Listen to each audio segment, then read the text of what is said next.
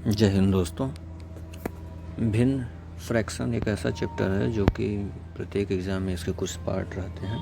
स्वतंत्र रूप से तो यह एक चैप्टर है ही, साथ में यह अन्य चैप्टर्स में मैथ्स के अन्य पार्ट में जो है इसकी बहुत उपयोगिता होती है, तो आपको इससे अच्छे से जानना होगा। तो पहली चीज़ ये जानते हैं कि भिन्न होता क्या है। जब संख्याओं को अंश और हर के रूप में लिखा जाता है तो उसे भिन्न कहते हैं। जैसे 2/3, यहाँ पर 2 को अंश कहते हैं और 3 को हर। तो संख्या जब अंश और हर के रूप में लिखी जाती है तो उसे हम कहते हैं भिन्न। जैसे 4/7। अब आते हैं भिन्न के प्रकार पे। भिन्न इसके 3 प्रकार सामने दिए हुए हैं आपके: उचित भिन्न, अनुचित भिन्न और मिश्रित भिन्न। 3 प्रकार होते हैं। उचित भिन्न क्या होता है? जब अंश छोटा होता है। जब भिन्न में अंश छोटा होगा तो उसे उचित भिन्न कहते हैं। जैसे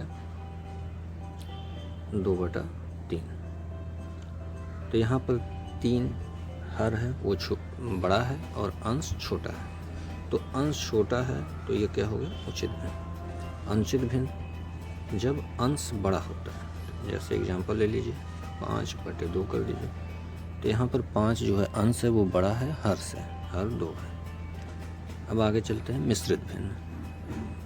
अनुचित भिन्न से ही मिश्रित भिन्न प्राप्त होता है। जब आप अनुचित भिन्न को सही बटा में लिखते हैं तो वो मिश्रित भिन्न हो जाता है।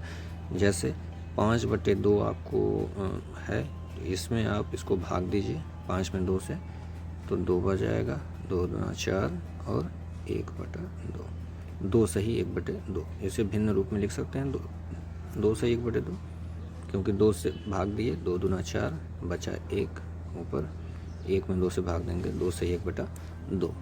तो ये हो गया आपका भिन्न रूप। इसी को कहते हैं मिश्रित रूप।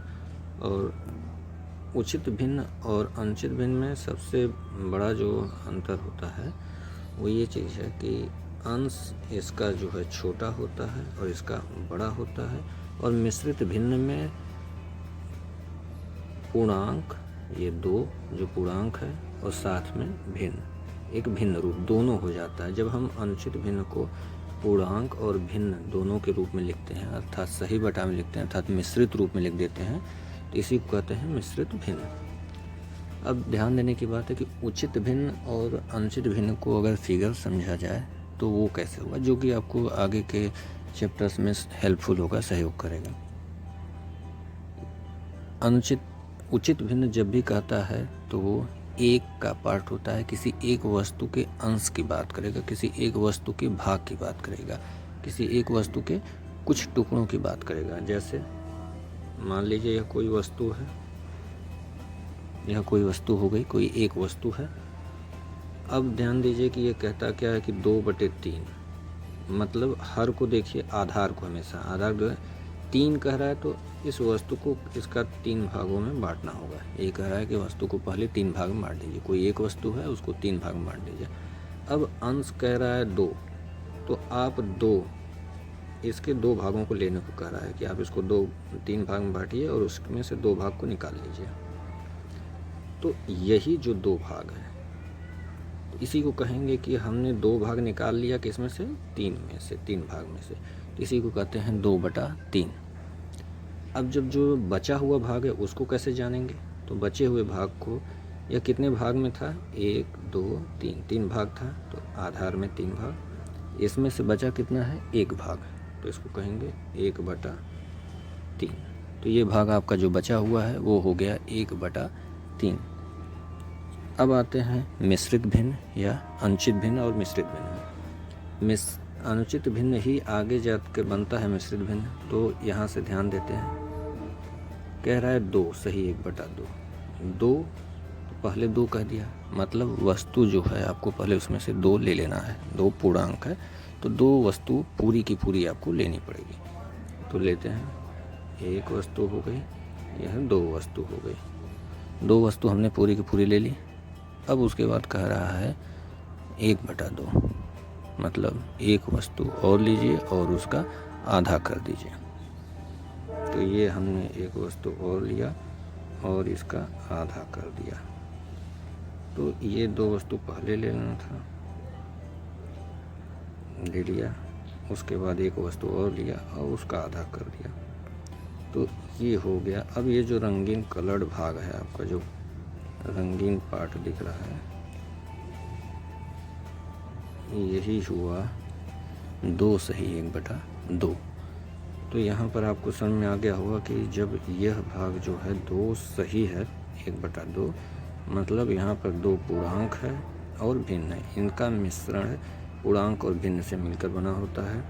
तो अनुचित भिन्न जो है इसीलिए अनुचित है, क्योंकि यह एक के अंश की बात नहीं कर रहा है, यह पूरी तरह से भिन्न नहीं है। अनुचित भिन्न में यह पूर्ण अंक भी इसमें जुड़ा हुआ है 2, इसीलिए इसको कहा जाता है अनुचित भिन्न। यह चीज़ आपको समझना होगा, क्योंकि आगे जब क्वेश्चन होगा, बड़े क्वेश्चन आएंगे, तो उसमें यह हेल्पफुल होता है और सहयोग करेगा, इसलिए इसको आपको जानना बहुत ज़रूरी है, इसलिए हमने इसको बता दिया। अब आते हैं कुछ क्वेश्चन देखते हैं, इस पर क्वेश्चन लेते हैं। देखिए प्रश्न कैसे आएंगे। तो जैसे सामने दिया हुआ है एक प्रश्न, निम्न में से कौन उचित भिन्न है। तो उचित भिन्न आप जान चुके हैं कि उचित भिन्न में अंश छोटा होता है और हर बड़ा। तो देख लीजिए 6/7, इसमें क्या है, अंश छोटा है और हर बड़ा है, तो ये क्या होगा, उचित भिन्न है।